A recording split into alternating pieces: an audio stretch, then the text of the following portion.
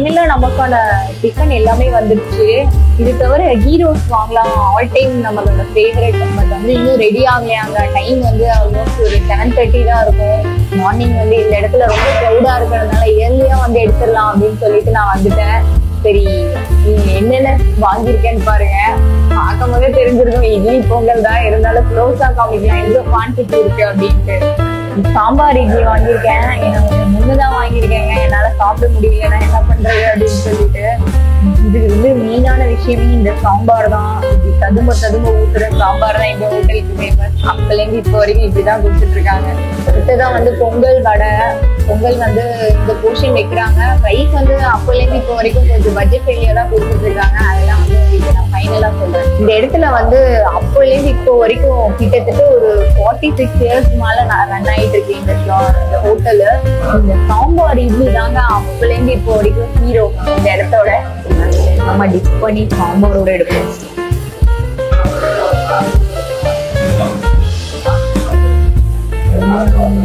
சூப்பரா இருக்கு. உடுப்பி ஸ்டைல் சாம்பார்லயும் வந்து மெயினா அந்த சின்ன வெங்காயம் போடுவாங்க. லாஸ்டா வந்து ஸ்வீட்னஸ் இருக்கும். இந்த வெள்ளத்தோட இறக்குவாங்க பாருங்க, அந்த மாதிரியான சாம்பார் தான் இது. நான் வந்து ஸ்கூல் டேஸ்ல இருந்தே இந்த ஹோட்டலுக்கு வந்திருக்கேன். கிட்டத்தட்ட 20 வருஷத்துக்கு மேல நான் சாப்பிட்டுட்டு இருக்கேன் இந்த இடத்துல. மெயினான விஷயமே இது. அப்புறம் லாஸ்டா ஒண்ணு சாப்பிடுவேன், அது எனக்கு ரொம்ப பிடிக்கும் இந்த ஹோட்டல்ல. எங்க அம்மாவோட ஆல் டைம் ஃபேவரட் அது. என்னன்னு பாத்தீங்கன்னா அந்த பாசுந்தி லாஸ்டா டெசர்ட். இந்த இடத்துல வந்து இவங்களே ப்ரிப்பேர் பண்ணுவாங்க.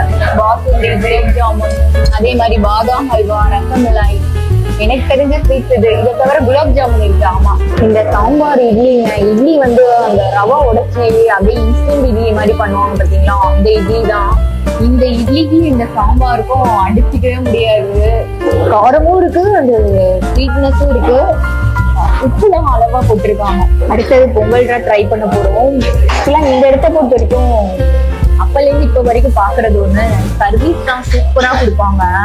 நீங்க வந்த உடனே வந்து எல்லாரும் வந்து யாராச்சும் இருக்காங்க தனியா பிடிச்சி சர்வீஸ் கேட்பாங்க, என்ன வேணும் மேடம். உடனே உட்கார்ந்த உடனே உங்களுக்கு பிரேக்ஃபாஸ்டும் கிடைச்சிடும். வேகமா வந்து நீங்க வந்து இந்த இடத்துல வந்து சாப்பிட்டு போலாம்.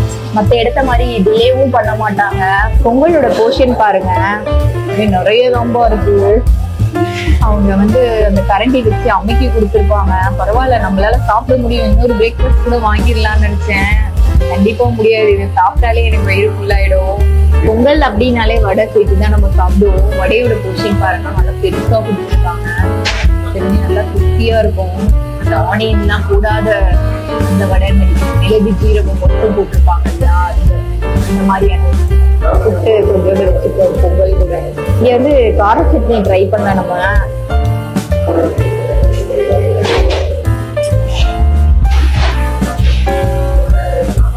நல்லா இருக்கு.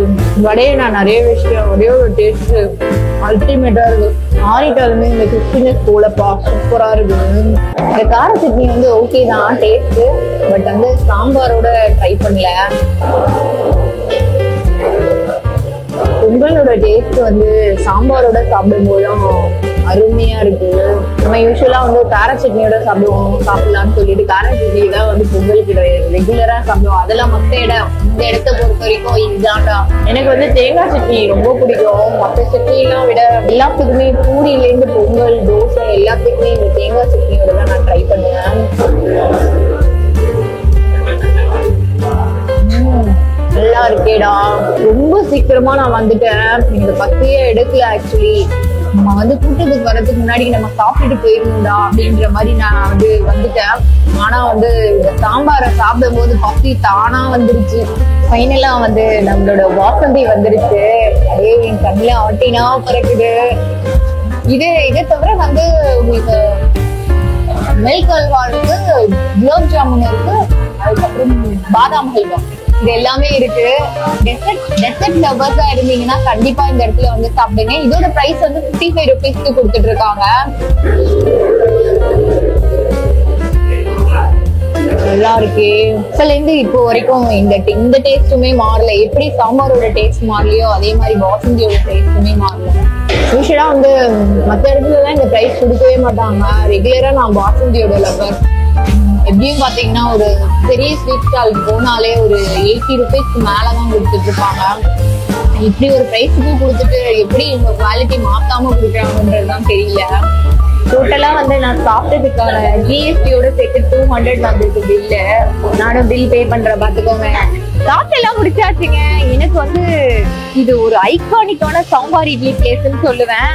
என்னதான் பொங்கல் மற்ற டிஷ்ஷஸ் சாப்பிட்டாலுமே எனக்கு வந்து பர்சனலா சாம்பார் இட்லியோட டேஸ்ட் தாண்டா அப்படின்ற மாதிரியே இருந்தது. கண்டிப்பா இந்த ஹோட்டல்ல நீங்க ட்ரை பண்ணாம இருந்தீங்கன்னா ட்ரை பண்ணுங்க. அப்பதான் அந்த சாம்பார் இட்லிக்கான பெருமையை நீங்களும் தெரிஞ்சுப்பீங்க. சென்னையில இருக்கிறவங்க கண்டிப்பா இந்த ஹோட்டலுக்கு வராம இருக்கவே மாட்டாங்க.